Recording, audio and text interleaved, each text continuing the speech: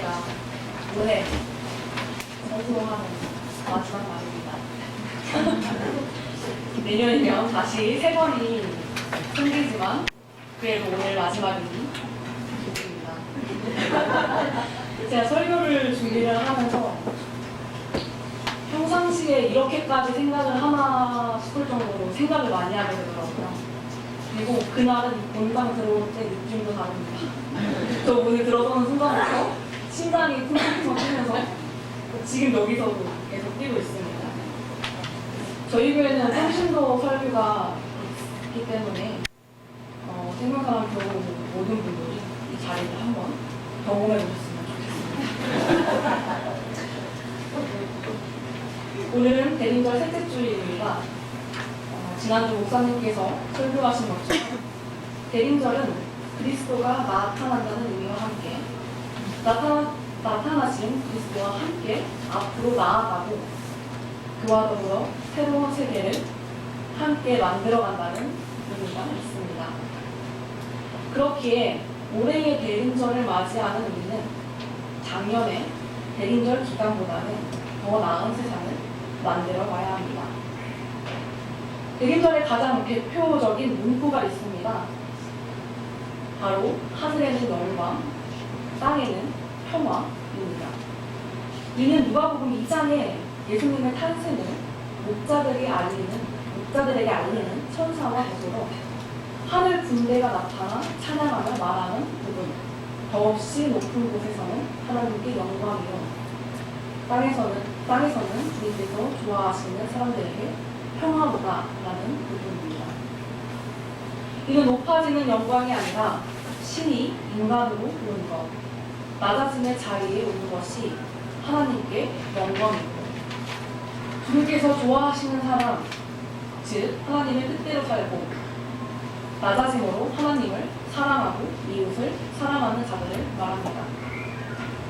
매년 대림절이 오고 성탄을 기념하는데 예수님께서 아직까지 안 오셔서 그런지는 모르겠지만 이 세상에는 하나님의 영광을 위해 사는 사람이 줄어드는 것 같고 모든 사람에게 평화가 임한 것 같지도 않습니다. 얼마 전 한 목사의 사람을 위해서 하나님 까불지 마, 하나님 까불면 나한테 죽어 라는 망언이 있었습니다. 한 사람에게서 나온 이 말과 그 집회에 모여 그 사람의 망언을 들린 사람들이 이 시대에 하나님의 영광을 위해 이 세상을 살아가는지는 잘 모르겠습니다. 그리고 여전히 이 땅에는 고통받는 자들이 존재하고 슬픔과 불의 때문에 세상을 떠나고 하루하루 견디지만 절망으로 살아가는 이들이 있습니다. 그러나 예수님이 이 땅에 오시면 이렇게 슬퍼하는 자들에게는 기쁨이, 억눌린 자들에게는 해방이, 평화를 누리지 못하는 자들에게는 예수님의 참 평화를 누리는 날이 올 것입니다. 그렇지만 그리스도인인 우리는 이 대림절 기간을 가만히 예수님이 오실 때를 기다리는 것은 아닙니다. 평화를 위해 우리는 우리가 할 수 있는 일을 해야 합니다. 희망을 품고 해방을 노래하며 슬퍼하는 자들의 손을 잡아주어야 합니다. 이 땅을 평화롭게 그저 하루하루 일상을 살아가고 있는데 이 삶 가운데 남들을 또는 자신을 불편하게 만드는 사람이 있습니다. 이때 제가 말한 평화는 내 반복되는 일상에서 매일 같은 상태를 유지하는 것을 말합니다.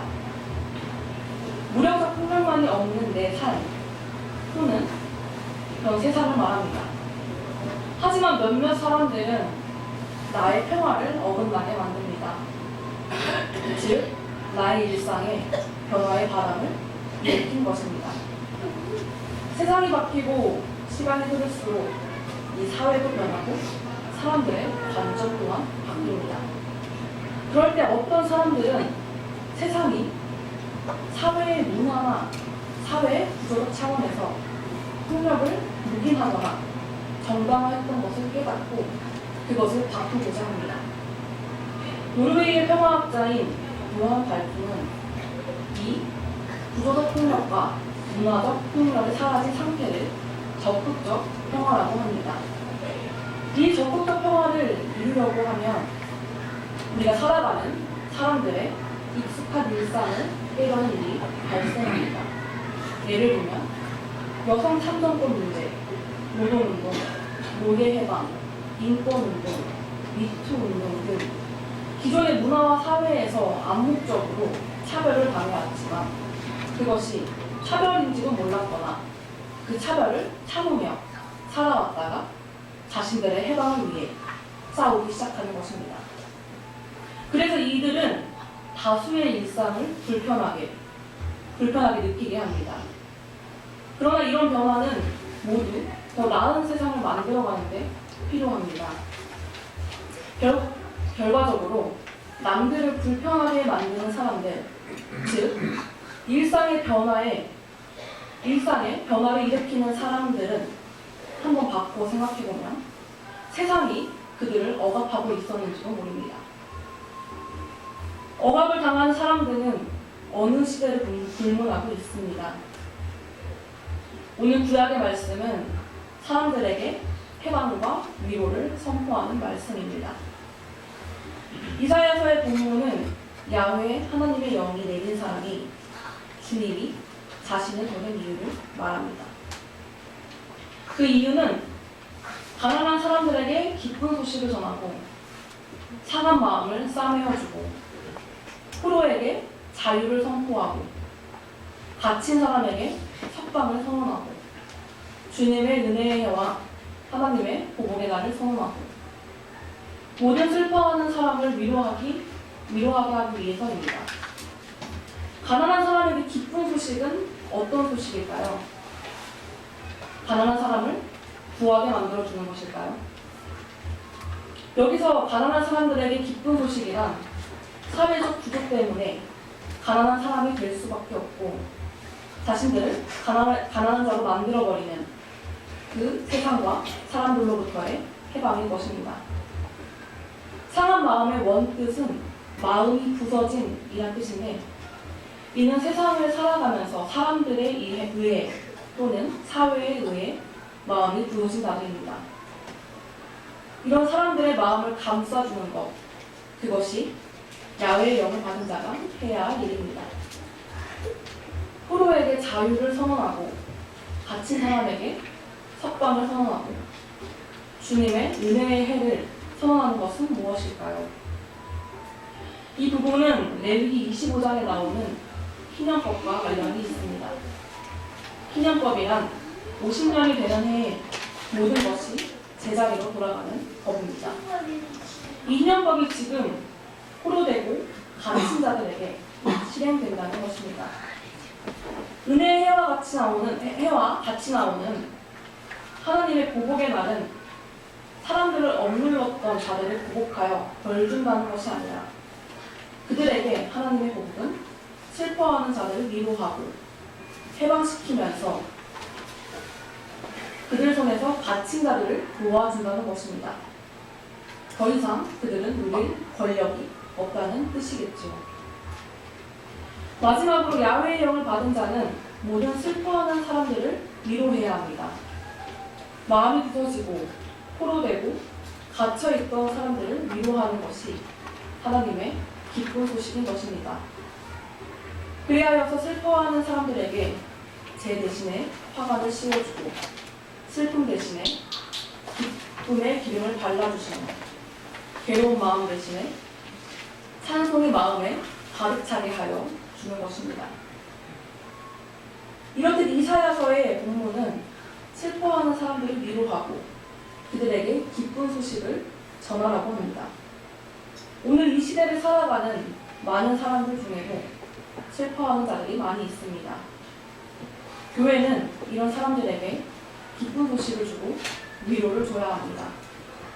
단순히 일회성의 도움이 아니라 슬퍼하는 사람이 더 이상 이 세상을 슬픔으로 살아가지 않고 기쁨으로 살아갈 수 있는 그리고 함께 살아가는 삶을 살 수 있도록 해줘야 합니다. 앞에서 살펴본 이사야서의 억눌린 자의 해방과 같이 신약에서 대표되는 위대한 해방의 노래가 있습니다. 이 노래가 여인의 입을 통해 나온다는 것 또한 위대한 것입니다. 오늘 누가복음서 본문인 마그니피카 또는 마리아의 창가라고 불리는 부분입니다. 하나님의 해방의 행위를 찬양하는 이 노래는 소외되고 착취당하는 사람들을 위한 하나님의 모든 행위에 대한 것입니다. 또한 누가복음 전체를 흐르는 관심사인 가난한 자들에 대한 복음의 선포가 이 부분에서 선포됩니다. 무엇보다도 구체적으로 해방의 비전을 제시했다는 점이 여성들과 억압을 받는 자들에게 더 다가옵니다.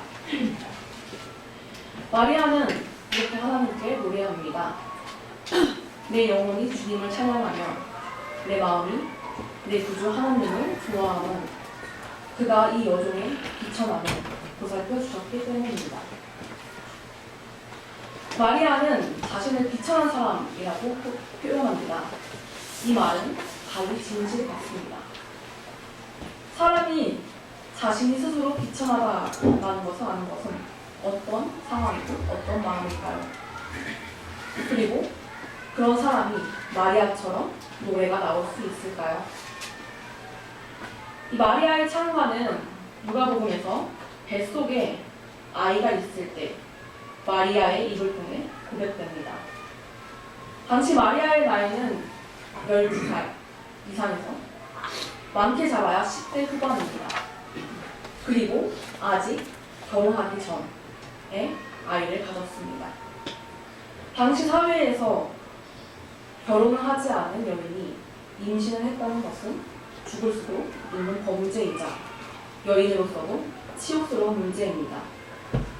그렇기에 이 비천함은 문자 그대로 희망을 기대할 수 없는 비참한 현실 가운데 있었다는 것을 나타냅니다. 마리아에게 나타난 자신의 변화는 절망스러웠을 것입니다. 이런 마리아가 하나님을 찬양하다니 놀라울 따름입니다. 그런데 이런 비참한 현실 가운데 마리아는 내 영혼과 마음이 하나님을 좋아한다고 말하고 있습니다. 어떻게 이렇게 고백이 나올 수 있을까요? 그 이유는 자신의 비천함 가운데 희망 없는 저를 하나님은 보살펴 주셨기 때문입니다. 이 마리아는 또한 여전히 이 시대를 살아가는 사람들 중에 희망이 없고 절망스러운 삶을 살아가는 사람들을 대표하여 말할 수도 있습니다.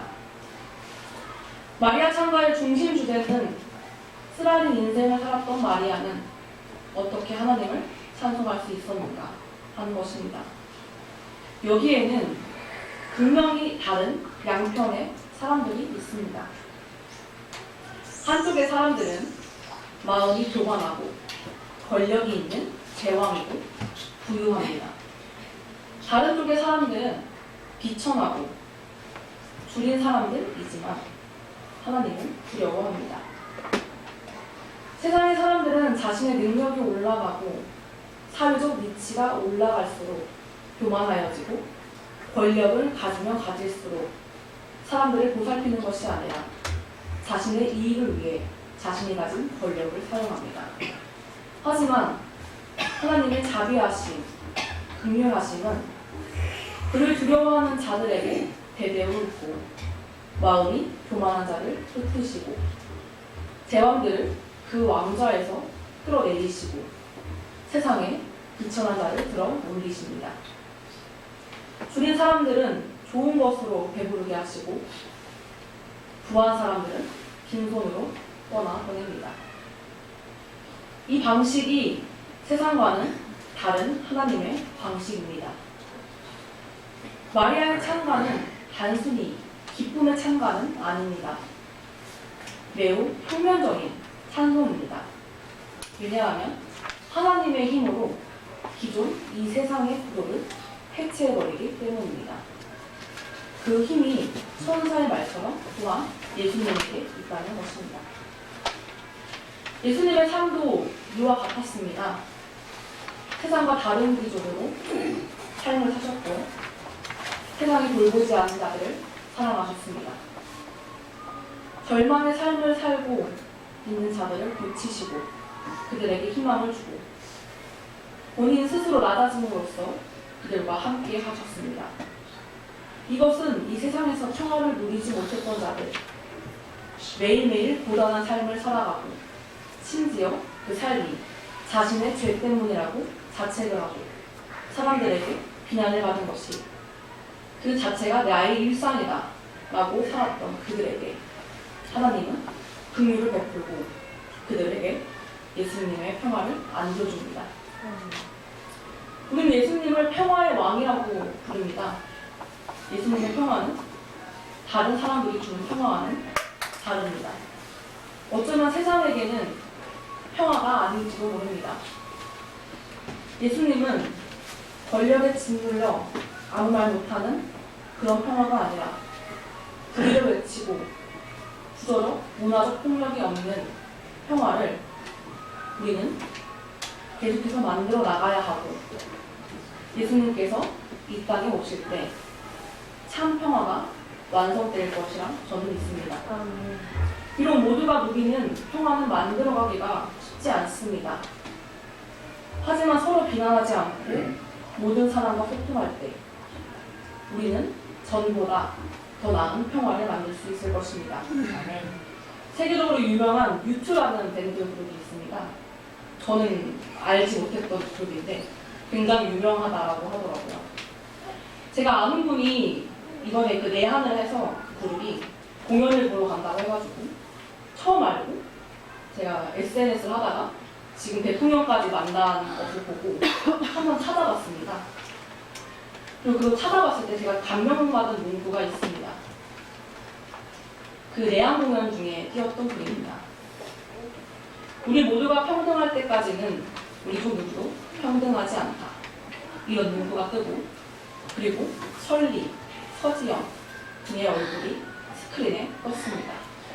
그들은 또한 남북한의 평화와 통일을 바라는 메시지도 전했습니다. 우리는 대림절 셋째 주일을 지나고 있습니다.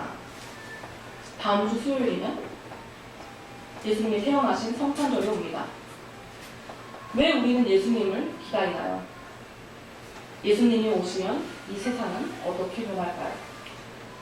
저는 예수님이 오시면 완전한 평화, 참 평화가 모든 이들에게 있을 것이라 믿습니다. 더 이상 가난 때문에, 자신의 약점 때문에, 억눌린 권력 때문에, 그리고 세상의 기준 때문에 자신의 권리를 누리지 못하고 슬퍼하고 침묵할 수밖에 없는 이들에게 예수 그리스도의 사랑과 평화가 가득 넘치는 날이 그날이 올 것이라 믿습니다. 아멘. 기도하겠습니다.